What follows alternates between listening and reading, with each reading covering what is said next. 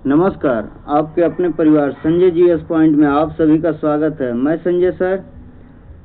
आज 8 अगस्त का second shift का पेपर हो चुका है। एनटीपीसी अंडर ग्रेजुएट का जो सेकेंड शिफ्ट का पेपर था वो हो चुका है। उसमें आए हुए क्वेश्चन का हम लोग आइए हम सॉल्व कराते हैं और बताने जा रहे हैं कि कौन कौन से क्वेश्चन आए थे। तो सेकेंड शिफ्ट में आए हुए सभी क्वेश्चन का एनालिसिस करेंगे।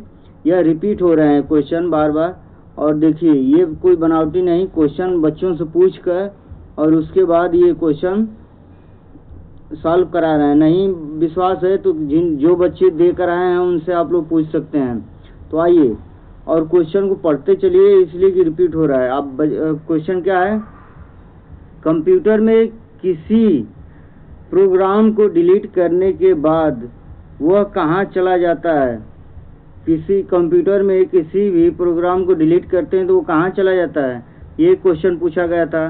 तो रिसाइकल बिन में चला जाता है। कहाँ चला जाता है? रिसाइकल बिन में जाता है। आइए क्वेश्चन दूसरा क्या पूछा था हम लोग देखते हैं।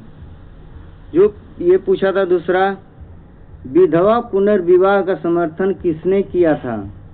विधवा पुनर्विवाह का समर्थन किसने किया था? तो ईश्वर चंद्र विद्यासागर ने किया था। उन्होंने न केवल इसके लिए जोरदार आंदोलन चलाया बल्कि 1856 में विधवा पुनर्विवाह अधिनियम पारित करवाने में भी महत्वपूर्ण भूमिका निभाई थी। तो ये कौन थे? ईश्वर चंद्र विद्यासागर। आइए आगे बढ़ते हैं हम लोग। क्वेश्चन क्या पूछा है? क्वेश्चन पूछा है 2024 के चुनाव से पहले भारत के गृह मंत्री कौन थे? 2024 के चुनाव से पहले भारत के गृह मंत्री अमित शाह थे। ये भी क्वेश्चन पूछा गया था और वर्तमान में भी गृह मंत्री अमित शाह ही हैं। तो आइए क्वेश्चन को देखिए, यही क्वेश्चन पूछ रहा है, इसी टॉपिक पे पूछता जा रहा है। आप लोग ये पढ़ते चलिए और क्वेश्चन को देखना ना भूलें, क्योंकि ये रिपीट हो रहा है। या मेरे YouTube से देखिए या कहीं भी देखिए, क्वेश्चन को रिपीट जरूर करिए दोस्तों। ये देखते चलिए। लैगून झील का निर्माण कैसे होता है? लैगून झील का निर्माण कैसे होता है पूछा था। लैगून झील, जिसे अनूप झील भी कहा जाता है, समुद्र या महासागर के किनारे पर बनने वाले एक उथली जल संरचना है। यह किसी अवरोध जैसे कि रेतीले टीले, प्रवाल भित्तियों या अवरोधक द्वीपों द्वारा निर्माण होता है। इसका क्या होता है दोस्तों? के द्वारा निर्माण होता है। आइए आगे बढ़ते हैं हम लोग। क्या पूछा था? बनारस आंदोलन किस वर्ष हुआ था? बनारस आंदोलन किस वर्ष हुआ था? तो यह 1781 में हुआ था। बनारस आंदोलन 1781 में हुआ था, जिसे बनारस विद्रोह या चेत सिंह का विद्रोह भी कहा जाता है। यह विद्रोह ब्रिटिश ईस्ट इंडिया कंपनी के खिलाफ हुआ था। किसके खिलाफ हुआ था? ब्रिटिश ईस्ट इंडिया कंपनी के खिलाफ हुआ था। आइए हम लोग आगे बढ़ते हैं। क्या पूछा था अगला क्वेश्चन? तो 38वां राष्ट्रीय खेल का आयोजन कहाँ हुआ था? 38वां राष्ट्रीय खेल का आयोजन कहाँ हुआ था? देहरादून उत्तराखंड में हुआ था दोस्तों। कहाँ हुआ था?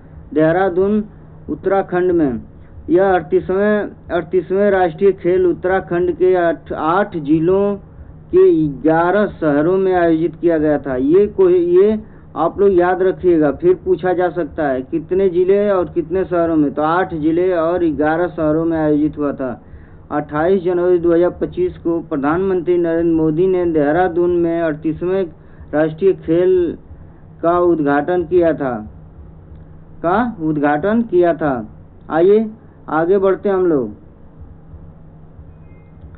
पूछा है प्रधानमंत्री उज्ज्वल योजना का संबंध किससे है? प्रधानमंत्री उज्ज्वल योजना का संबंध किससे है? सरकार का लक्ष्य देश के बीपीएल परिवारों को एलपीजी कनेक्शन प्रदान करना। इसका उद्देश्य क्या है? एलपीजी कनेक्शन प्रदान करना। प्रधानमंत्री उज्ज्वल योजना का शुभारंभ माननीय प्रधानमंत्री नरेंद्र मोदी ने 1 मई 2016 को उत्तर प्रदेश के बलिया जिले से किए थे। कहाँ से इसका उद्घाटन हुआ था? उत्तर प्रदेश के बलिया जिला से 1 मई 2016 को। आइए आगे बढ़ते हैं हम लोग। नेक्स्ट क्वेश्चन क्या कह रहा है, क्या पूछा गया था? पूछा गया था मई 2025 में केरल सरकार द्वारा प्रवासी बच्चों को शैक्षणिक संस्थानों में नामांकित करने के लिए शुरू की गई योजना कौन सी है? तो यह ज्योति योजना है। कौन सी योजना है? ज्योति योजना। ये भी पूछा गया था क्वेश्चन। आइए आगे देखते हैं हम लोग कौन कौन से क्वेश्चन सेकेंड शिफ्ट में पूछे गए थे। ये सब इम्पोर्टेंट क्वेश्चन देखिए, पॉलिटी से क्वेश्चन बहुत पूछे जा रहे हैं। पूछा गया भारतीय संविधान के अनुच्छेद 111 का संबंध किससे है? तो भारतीय संविधान का अनुच्छेद 111 विधेयकों पर सहमति से संबंधित है। जो विधेयक पारित होते हैं विधेयकों के सहमति से संबंधित है। आइए आगे बढ़ते हैं हम लोग। जितना मुझे क्वेश्चन मिला बच्चों के द्वारा उतना मैंने आप लोगों के सामने रख रहे हैं। आप लोग देखिए, जो लोग पेपर दे चुके हैं वो भी मिला सकते हैं और जो देने वाले हैं आप लोग भी मिला सकते हैं।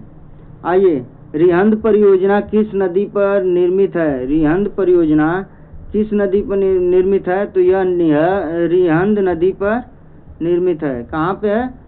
तो रिहंद नदी पर। रिहंद नदी घाटी परियोजना उत्तर प्रदेश में स्थित है। यह सोन नदी की सहायक नदी रिहंद पर स्थित है। इसे गोविंद वल्लभ पंत सागर के नाम से भी जाना जाता है।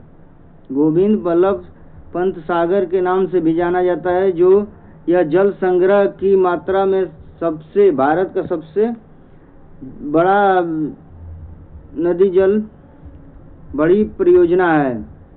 तो आइए आगे हम लोग बढ़ते हैं और आगे देखते हैं क्या है क्वेश्चन। ये क्वेश्चन टाइप हो गया कि उन लोगों के 6 साल के अवधि के लिए भारत में रहने वाले नागरिकता। अच्छा, ये दूसरे क्वेश्चन का है। तो आइए क्वेश्चन आगे क्या है। लूनी नदी का उद्गम कहाँ से होता है? पूछा है लूनी नदी का उद्गम कहाँ से होता है बच्चों? तो लूनी नदी का उद्गम स्थल अजमेर शहर के दक्षिण पश्चिम अरावली पर्वत श्रृंखला से होता है। कहाँ से होता है? दक्षिण पश्चिम अरावली पर्वत श्रृंखला से होता है। आइए आगे बढ़ते हैं हम लोग। क्या करा? वित्तीय समिति किसे कहते हैं? वित्तीय समिति किसे कहते हैं? वित्तीय समिति एक ऐसी समिति होती है जो किसी संगठन या संस्था के वित्तीय मामलों की निगरानी और प्रबंध के लिए बनाई जाती है। तो दोस्तों आइए आगे बढ़ते हैं हम लोग। पूछ रहा है कंप्यूटर में प्रोग्राम को परमानेंट डिलीट करने के लिए शॉर्टकट की क्या होती है? तो परमानेंट डिलीट बटन करने के लिए शिफ्ट डिलीट के द्वारा किया जाता है। किससे? शिफ्ट डिलीट के द्वारा किया जाता है। आइए आगे बढ़ते हैं हम लोग। क्वेश्चन दिया है नागरिकता अधिनियम 2019 में नरेंद्र मोदी ने किस देश के नागरिकों को 6 साल तक आने का अधिनियम पास किया है? यानी 6 साल तक आने का अधिनियम पास किया है किस देश के नागरिकों को? तो यह क्या है? नागरिकता संशोधन अधिनियम 2019 CAA के तहत अफगानिस्तान, बंगाल और पाकिस्तान से आए हुए हिंदू, सिख, बौद्ध, जैन, पारसी और ईसाई धर्मों को आने का प्रावधान किया है। और यहीं पे दोस्तों इसी का पार्ट इधर हो गया है, उसे हम बता दे रहे हैं। तो दोस्तों आप लोग क्वेश्चन ध्यान से पढ़ें और इसे देखें कि उन लोगों को 6 साल की अवधि के लिए भारत में रहने, नागरिकता के लिए आवेदन करने की अनुमति दी गई है। 31 दिसंबर 2014 को यह उससे पहले भारत आए थे, जो 31 दिसंबर 2014 को या उससे पहले भारत आए थे, उन्हें 6 साल रहने की अवधि दी गई है। तो आइए हम लोग आगे बढ़ते हैं। आगे क्वेश्चन क्या कह रहा है? भारत चीन सीमा विवाद में किस जगह पर सेना रखने की पर सहमति हुई है? भारत चीन विवाद में किस जगह पर सेना रखने की सहमति हुई है? तो पूर्वी लद्दाख में। कहाँ पे दोस्तों? पूर्वी लद्दाख में रखने की सहमति हुई है। आइए आगे क्या कह रहा है?